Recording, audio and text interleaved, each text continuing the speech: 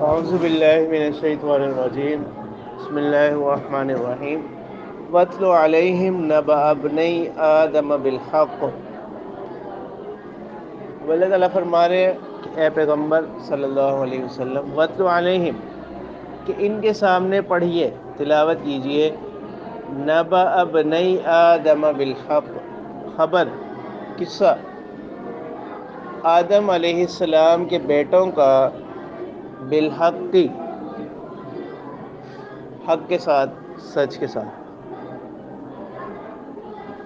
اب گزشتہ آیات میں یہود کا قول ذکر کیا گیا تھا کہ وہ کہتے تھے، اسی طرح نصارہ بھی اپنے آپ کو یوں ہی کہتے تھے کہ نحن ابناء اللہ و احباؤہ، کہ ہم تو اللہ کے بیٹے اور اس کے محبوب ترین لوگوں میں ہیں، ٹھیک ہے۔ یہودی کہتے تھے کہ ہم انبیاء کی اولادیں ہیں، بنی اسرائیل سے ہیں۔ اس طرح عیسائی کہتے تھے کہ ہماری جتنی بھی تکالیف ہیں وہ سب عیسیٰ علیہ السلام نے مصلوب ہو کر ان کا کیا کر دیا، کفارہ ادا کر دی۔ تو باقی یہ کہتے تھے کہ ہمارے اوپر کوئی گناہ نہیں ہے، اور اگر اب بالفرض ہمارے ساتھ کوئی معاملہ ہوا بھی کہ ہمیں جہنم وغیرہ میں بھیجا گیا تو وہ چند دنوں کے لیے ہوگا۔ اس کا جواب یہاں سے دیا جا رہا ہے حضرت آدم علیہ السلام کے بیٹوں کا قصہ بیان کر کے، کہ وہ بھی ایک پیغمبر کی اولاد تھے، لیکن جب ان میں سے ایک نے جرم کیا تو کیا ہوا، یعنی وہ رسوا ہو گیا۔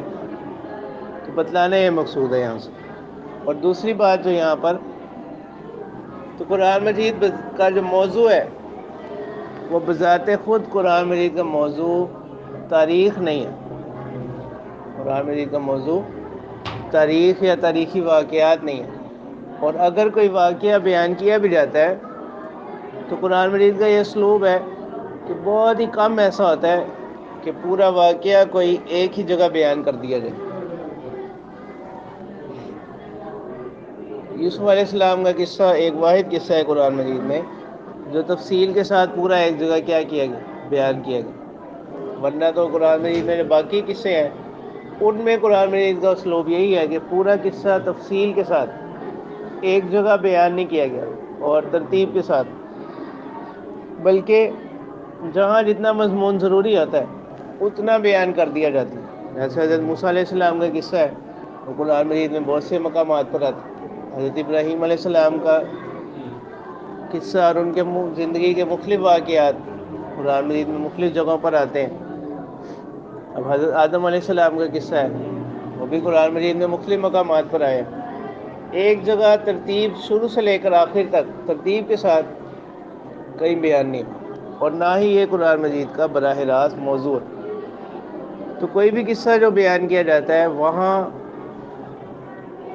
جو سیاق و سباق چل رہا ہوتا ہے وہاں جتنی ضرورت ہوتی ہے اس قدر بیان کر دیا جاتا ہے، اور اس سے مقصد بھی بیان قصہ نہیں ہوتا، یعنی صرف قصے کا بیان مقصود نہیں ہوتا، بلکہ اس کے ساتھ ساتھ وہاں پر اس سے جو سبق حاصل ہو رہے ہوتے ہیں، اس سے جو نتائج حاصل ہو رہے ہوتے ہیں ان کا بیان مقصود ہوتا ہے۔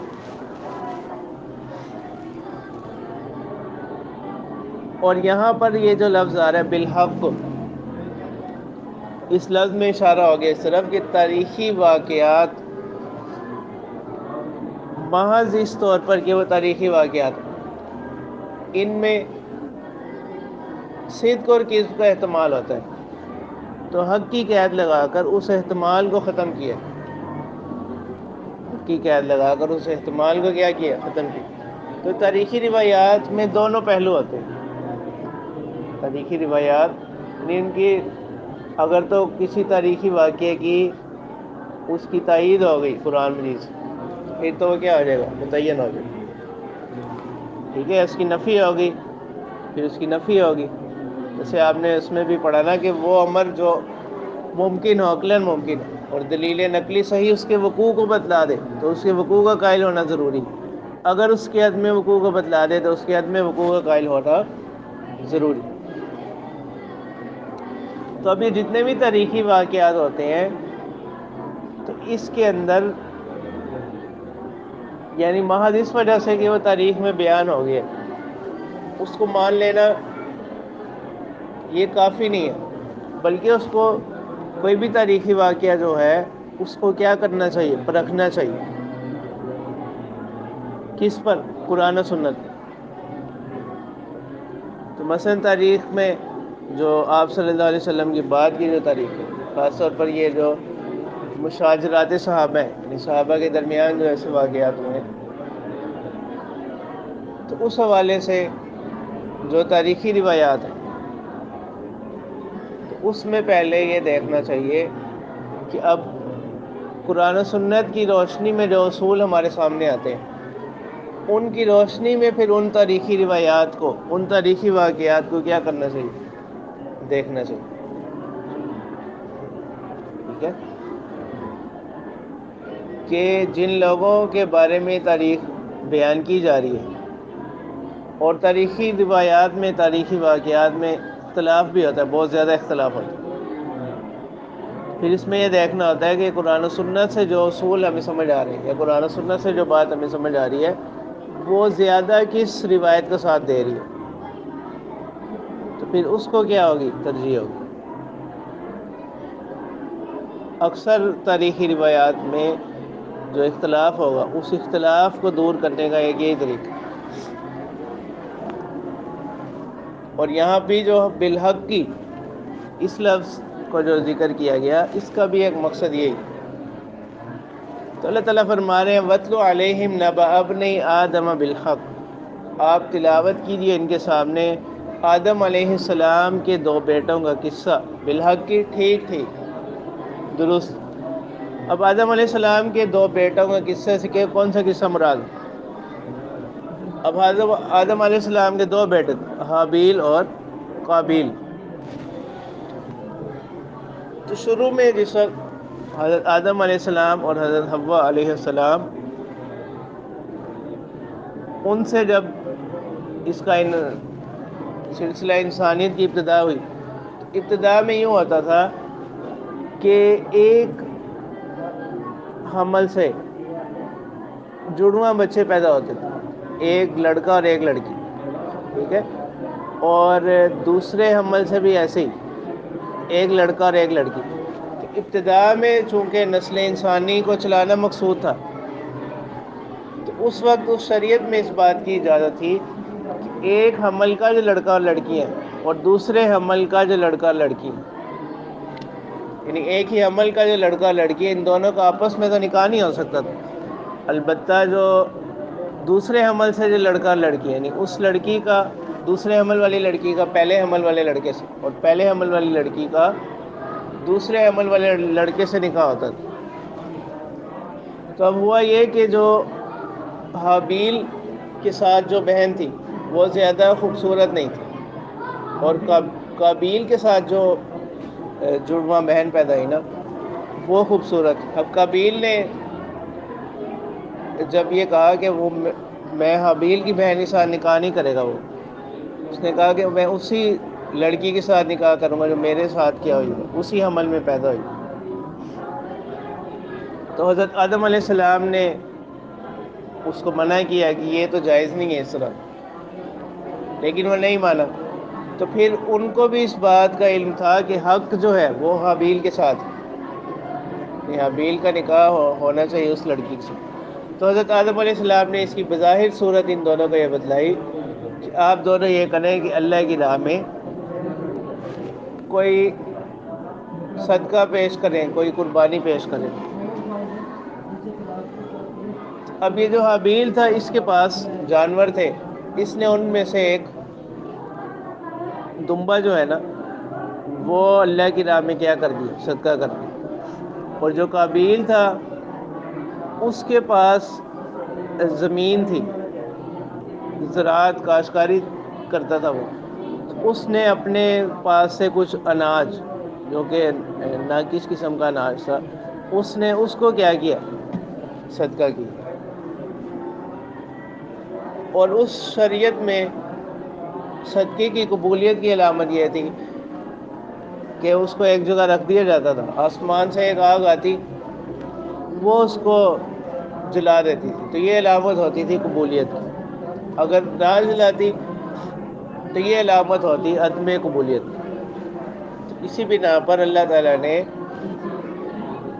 ہماری شریعت کے اندر یعنی ایک انعام یہ رکھا گیا کہ یہاں پر کیا کیا گیا کہ صدقات کے مال کو استعمال کرنے کی، ان میں تصرف کرنے کی اباحت ہے شریعت اسلام نہ. پہلے ایسا نہیں ہوتا، پہلی شریعتوں میں ایسا نہیں ہوتا. جیسے آپ صلی اللہ علیہ وسلم کی جو حدیث ہے جس میں خاصیات بیان کی گئی، اس میں ایک یہی خاصیت بیان کی گئی احلت لی الغنائم، کہ میرے لیے، میری امت کے لیے مال غنیمت کو کیا کر دیا گیا، حلال کر دیا، یعنی ان کے استعمال کی، اس میں تصرف کرنے کی اجازت دی گئی.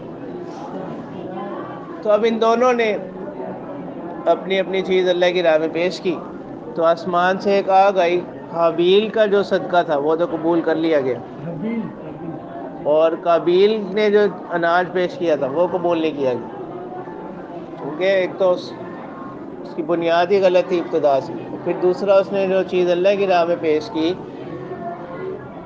وہ بھی ناقص تھی.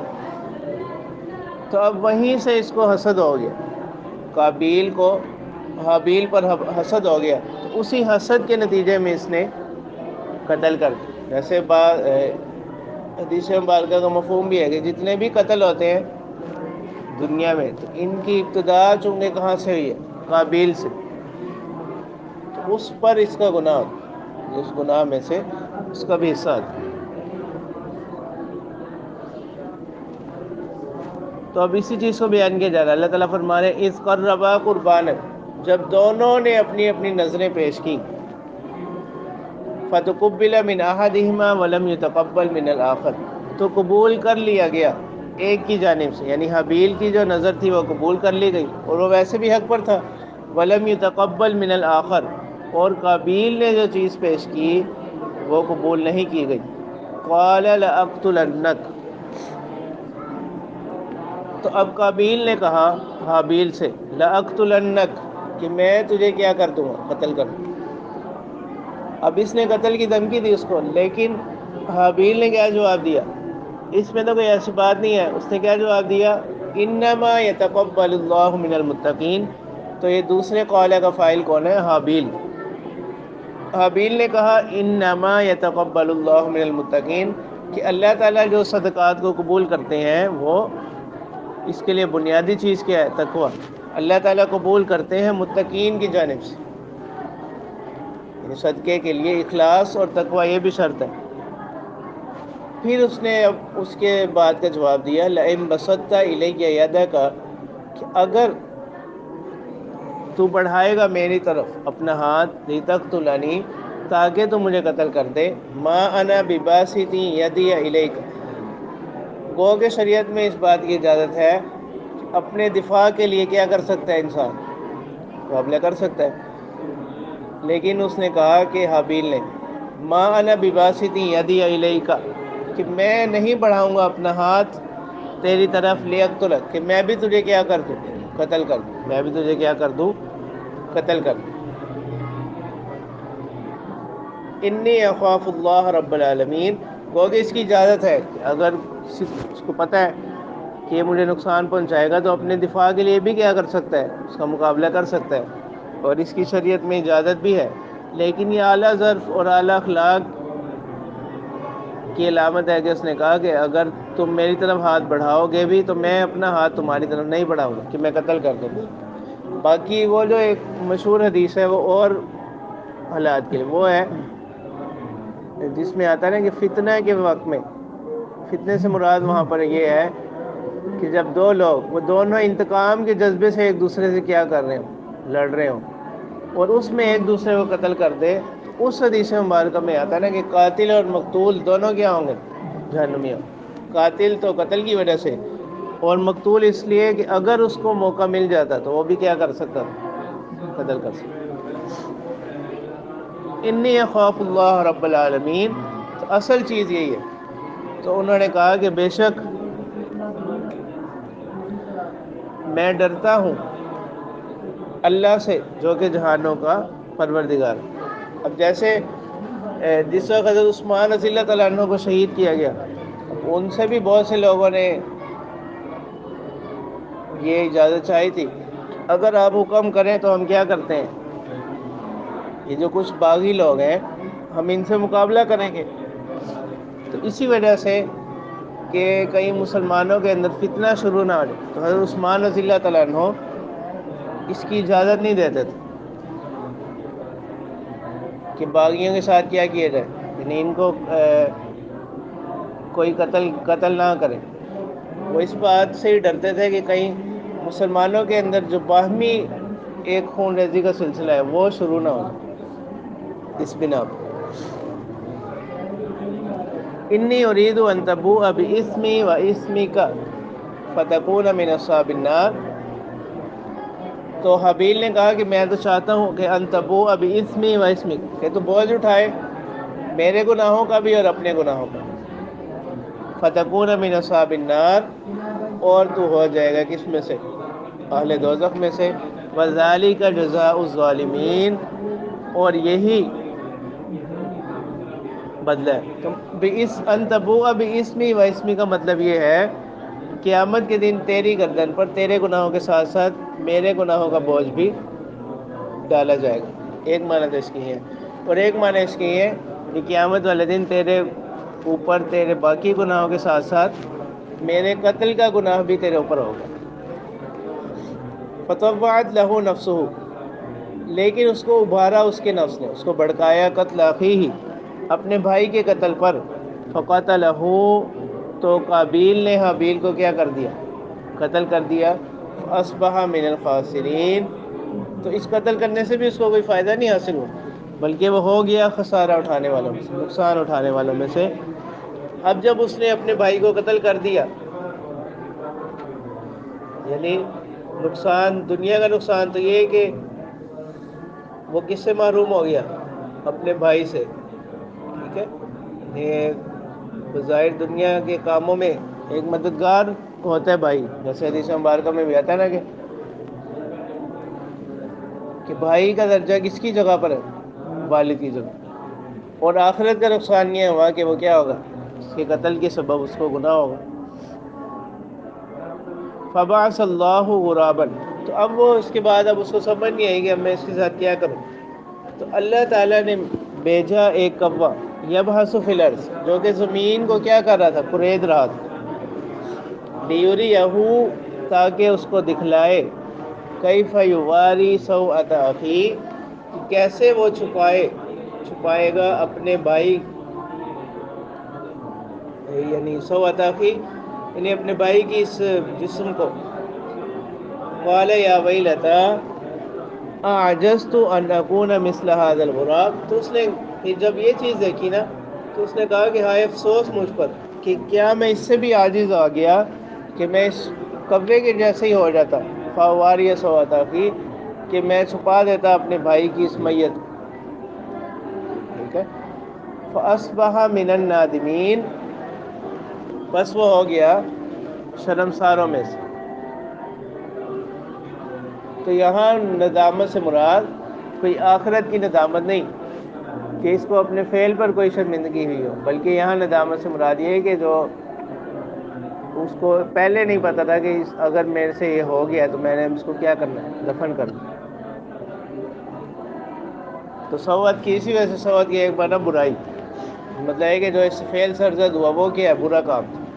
من اجل ذالک، اللہ تعالیٰ فرما رہے ہیں کہ اسی وجہ سے، اسی واقعے کی وجہ سے، کتبنا علی بنی اسرائیل، ہم نے بنی اسرائیل پر یہ بات لکھ دی، مقرر کر دی، انہ من قتل نفسا بغیر نفس او فساد فی الارض، کہ جس نے کسی جان کو، کسی نفس کو قتل کر دیا، بغیر نفس، بغیر کسی عوض کے، بغیر کسی جان کے عوض کے، یعنی قتل کے بدلے میں قتل نہیں کیا بلکہ ویسے ہی قتل کر دیا، او فساد فی الارض، یا زمین میں فساد مچاتے ہوئے، فکأنما قتل الناس جميعا، یعنی جس نے کسی کو فساد فی الارض کی نیت سے یا بغیر کسی قتل کے کسی کو قتل کر دیا، فکأنما قتل الناس جميعا، گویا کہ اس نے تمام انسانیت کا کیا کر دیا؟ قتل کر دیا۔ ومن احیاها، اور جس نے کسی کو کیا کر دیا، یعنی جان بخشی کر دی اور کسی کو زندہ چھوڑ دیا یا کسی کو معاف کر دیا، فَكَأَنَّمَا أَحْيَا النَّاسَ جَمِيعًا، گویا کہ اس نے تمام انسانیت کو کیا کر دیا؟ زندہ کر دیا۔ وَلَقَدْ جَاءَتْهُمْ رُسُلُنَا بِالْبَيِّنَاتِ، اور ان کے پاس آئے ہمارے رسول واضح نشانیاں لے کر، ثُمَّ إِنَّ كَثِيرًا مِّنْهُمْ بَعْدَ ذَلِكَ فِي الْأَرْضِ لَمُسْرِفُونَ، پھر ان میں سے بہت سے لوگ اس کے بعد کیا کرنے لگے؟ زمین میں زیادتیاں کرنے لگے، اسراف کرنے لگے، حد سے بڑھنے لگے۔ انما جزاء الذین یحاربون اللہ ورسولہ، اب اس آیت کو آیت محاربہ بھی کہتے ہیں، تو یہیں سے اس سورت کا 12واں حکم ہے، کس سے متعلق؟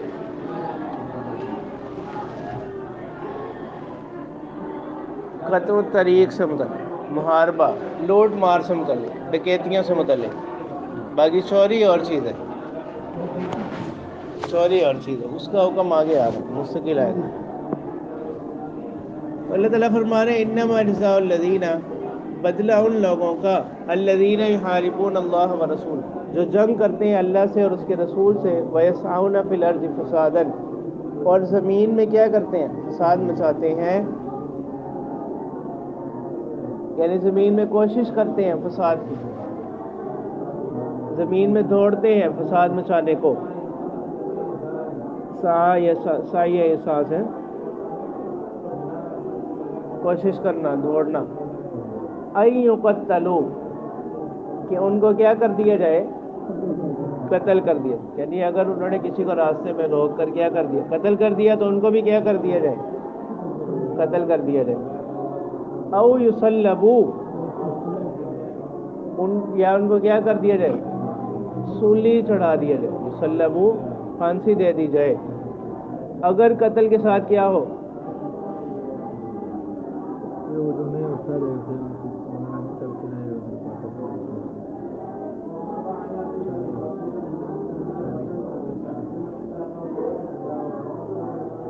او یصلبوا، یا ان کو کیا کیا جائے؟ سولی پر لٹکا دیا جائے، پھانسی دے دی جائے۔ کس صورت میں؟ جب انہوں نے قتل کے ساتھ ساتھ لوٹ مار بھی کی، یعنی کسی شخص کو لوٹا ہے انہوں نے اور اس کو لوٹ بھی لیا ہے اور اس کے بعد اس کو قتل بھی کر دیا، تو پھر ان کو کیا کیا جائے؟ پھانسی دی جائے۔ او تقطع ایدیہم وارجلہم من خلاف، یا انہوں نے کیا کیا؟ کسی شخص کو روکا ہے، اس کو قتل تو نہیں کیا، کوئی نقصان تو نہیں پہنچایا، صرف اس کا مال لوٹ لیا، تو پھر کیا کیا جائے؟ او تقطع ایدیہم وارجلہم من خلاف، یا کاٹا جائے ان کے ہاتھوں کو اور پاؤں کو، من خلاف، خلاف سے، جانب مخالف سے، یعنی اگر دایاں ہاتھ بایاں پاؤں، دایاں ہاتھ بایاں پاؤں، یہ معنی ہے من خلاف کا۔ او ینفوا من الارض، چوتھی صورت یہ ہے کہ انہوں نے کیا کیا؟ نہ تو قتل کیا، نہ ہی اس کو لوٹا ہے، بلکہ راستے میں روکا اور صرف ڈرایا دھمکایا ہے، تو پھر کیا ہوگا؟ او ینفوا من الارض، اس کے دو معنی کیے گئے، ایک معنی تو یہ کہ ان کو زمین سے کیا کر دیا جائے؟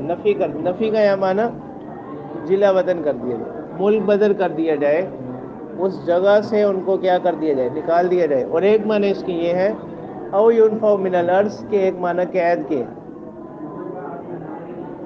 ایک معنی تو اس کے ہیں کہ شہر سے نکال دیا جائے، اس جگہ سے نکال دیا جائے، اور ایک معنی ہے اس کے قید کے، کہ ان کو قید کر دیا جائے۔ ذالک لہم خزی فی الدنیا، یہ تو ان کے لیے کیا ہے؟ ذالک، یعنی یہ جو سزائیں بیان ہوئی، لہم خزی فی الدنیا، ان کے لیے رسوائی ہے دنیا میں بھی، وَلَهُمْ فِي الْآخِرَةِ عَذَابٌ عَظِيمٌ، اور آخرت میں بھی ان کے لیے کیا ہوگا؟ بڑا عذاب ہوگا۔ إِلَّا الَّذِينَ تَابُوا مِن قَبْلِ أَن تَقْدِرُوا عَلَيْهِمْ، ہاں، یعنی کسی نے کوئی جرم کیا لوگوں کے پکڑنے سے پہلے پہلے اس نے کیا کر لی؟ توبہ کر لی. مگر وہ لوگ جو توبہ کر لیں من قبل ان تقدروا علیہم، اس سے پہلے پہلے کہ تم ان پر قدرت پالو، فاعلموا ان اللہ غفور الرحیم، یعنی پکڑے جانے سے پہلے پہلے اگر انہوں نے توبہ کر لی تو جان لو کہ بے شک اللہ تعالیٰ بخشنے والے مہربان ہیں. اب یہاں پر یہ جو مختلف سزائیں بیان کی گئی نا، اس کے بارے میں دو قول ہیں. ایک قول تو وہ ہے جس کے مطابق ہم نے تفسیر کی ہے، وہ قول یہ ہے کہ یہاں پر او جو ہے نا، او تنویع کے لیے، او کس کے لیے؟ نو بیان کرنے کے لیے، کہ اگر اس نوع کا جرم ہوگا تو اس نوعیت کی سزا ہوگی، اگر اس نوعیت کا جرم ہوگا تو اس نوعیت کی سزا ہوگی. اور ایک قول اس میں یہ ہے کہ او تخییر کے لیے، تخییر اختیار کے لیے، کہ جو بھی حاکم ہوگا یا جو قاضی ہوگا وہ اس کو اختیار ہوگا کہ وہ ان میں سے، یہ جو چار صورتیں بیان کی گئی، ان میں سے جس طرح کی چاہے اس کو کیا کر دے؟ سزا دے دے. اور ایک قول یہ ہے کہ او نوعیت بیان کرنے کے لیے، کہ جس نوعیت کا جرم ہوگا اسی درجے کی اس کی کیا ہوگی؟ سزا ہوگی.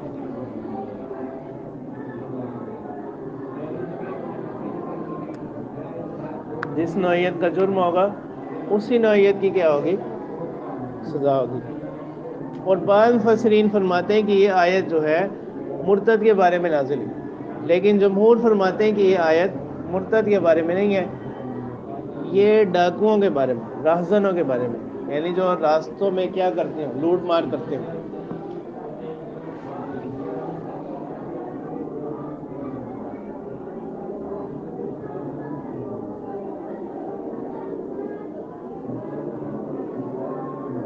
اور یہ جو آخری اس میں دوسری جو آیت تھی الا الذین تابوا من قبل ان تقدروا علیہم، اس سے معلوم ہوتا ہے کہ اگر کسی پر کوئی حد آتی ہو اور وہ لوگوں کے پکڑنے سے پہلے پہلے کیا کر لے، یا قاضی کے سامنے اس کو پیش کیے جانے سے پہلے پہلے اس نے توبہ کر لی، تو پھر تو حد ساقط ہو جائے گی. اگر گرفتاری کے بعد اس نے کیا کر لی؟ توبہ کی، تو اب حد ساقط نہیں ہوگی. جو اس پر جو بھی حد اس پر آئے گی وہ اس سے کیا نہیں ہوگی؟ ساقط نہیں ہوگی.